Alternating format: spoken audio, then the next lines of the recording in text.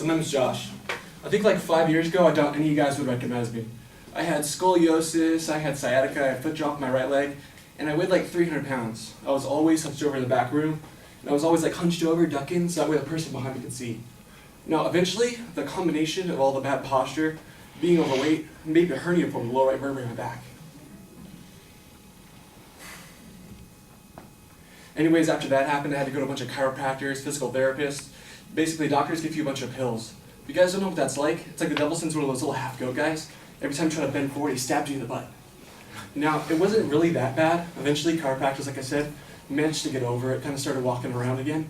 But after that, still a little nervous, still kind of stuck in the back. You can still tell big crowds kind of get a little bit shaky a little bit, I guess. But after that, like I said, maybe the next year and a half to kind of lose the weight. Because the chiropractor was one of the first guys to tell me that being so big, just being 300 pounds, made that hernia form.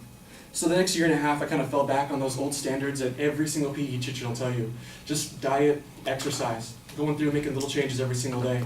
Obviously, you can't dump all your fast food at once. I mean, that stuff's necessary, right? So we always need a cheat day on Sundays, but you know, little things, try to walk around. I think I got a dog, started walking like 2 miles a day, 3 miles a day, going through. So over the next year and a half, I lost like all the weight. But I was still out of shape. I wasn't muscular, I was still kind of hanging off, still losing. But one of my favorite ways to exercise was going around skiing. I was working at a restaurant, carrying plates of dishes back and forth, working big 6-hour shifts, a very active lifestyle. So anyways, I used to live in Wrightwood, which is in between Victorville and Ontario. It was about 5 minutes outside of Mountain High, so I had skis and pass ever since I was there for like first grade. Going in there, skiing was one of the very few things I was actually really good at. So even doing the jumps, if you have bad days when your leg is all bad, you can still just kind of go left and right down the runs. Or if you're having a good day when you're not hurt at all, feel free to go on a jump or two, have some fun, taking through the trees. Anyways, this day we were at, me and my dad actually wanted to get a little bit of new territory in, so we went down Mount Baldy, because the season passes there was really, really cheap. Anyways, after I lost the weight, and like I said, since I'd skied since I was 3, I tended to get a little bit kind of cocky on the mountain. I mean, in the back I get kind of timid in front of people, but up there, you got all that mask on, no one can see who you are, you can go as fast as you want, do whatever you want.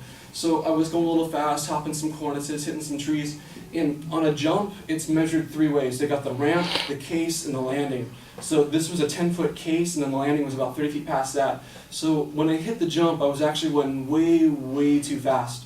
And I landed about 10 feet past the landing. Now, if I'd have just relaxed, like I always talk about when drunk people get in an accident, they don't get injured because they just kind of let it happen. But I didn't, like I said, I wanted to get cocky. I still wanted to quote-unquote land the jump. So I kind of tensed up all my muscles, landed at a crunch, and my back didn't hit the snow, but it hit the back of my skis. And I ended up herniating the exact same vertebrae the exact same way. Only this time, it went from being that little pain in the butt every time I went forward to that little half-devil guy stuck the pick in and then ran away. I couldn't get it out, I couldn't stand up straight, I was stuck in this half-hour lunge, my foot turned out to the right like this, and I couldn't get my big toe up off the floor without any nerve pain. I spent the better part of 3 months in bed on painkillers. You go to the doctor and all that with sciatica pain, especially if you're young, since it's an injury that's only supposed to happen to people that are like 60, 70 years old, not when you're 18, they don't believe you at first. All they're going to do is you're going to give you a bunch of painkillers like Vicodin, Soma, and they just kind of want you to wither away and like, oh, it'll get better in a week. Oh, it's been 2 weeks and it's gotten worse. Oh, it'll get better in another week. Oh, 4 weeks, maybe we should send you over to the surgeon. After the surgeon, I was trying to fight him not to get my spine vertebrae fused, because when it's fused, you lose that mobility forever. I mean, the leg's not coming back, you're on a downhill slope. After that, we kept fighting through and I got over to physical therapy. Now, at physical therapy up in Casa Colina, it was the first time I'd ever introduced to yoga. Before that, yoga was specifically for housewives or hippies. No one like me would ever do that stuff. Like I said, my sisters had gotten into it a little bit, but basically this little lady, Ruth, was able to tell which vertebrae I had herniated just by telling how I was walking. She was able to go in and just doing basic postures like up dog and down dog, realigning my hips and realigning my shoulders, made the pain go away in about 3 months. Like I said, I was up and I was walking around again.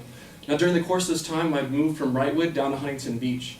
So I started wanting to go skiing, I wanted to go surfing, I wanted to hike, be all active. I had been fat, I had been inactive, I was done with that stuff. So I was looking it up. There was a yoga studio about 3 blocks from my house. It's Bikram Yoga. They do yoga 105 degrees, 40% humidity. It's a 90-minute series, and it had done more for me in my first week than 3 months of physical therapy. I walked up there like limping up the stairs, and I was still kind of hunched over. I walked out of there like 1.5 inches taller, and I could actually get my big toe up off the ground. So after about 6 months, I was in the best shape of my entire life. And obesity kind of runs in my family. Both my sisters like 300 pounds, and my dad's right about the same weight. So I decided after about 6 months of that to become a yoga teacher just because I could help my family the same way that helped me through all that stuff. I went through teacher training, which is another story in and of itself. They keep you awake for 20 hours a day for 9 weeks. They make you do yoga for like 3 hours a day, and they keep you in lecture for like 17 hours. Didn't think I was going to survive it, but managed to get through that, and I've been teaching now for like 8 months, and I've got like over 200 classes in my belt. If you ever guys want to take a class, feel free to stop after class. That's my story. Thanks.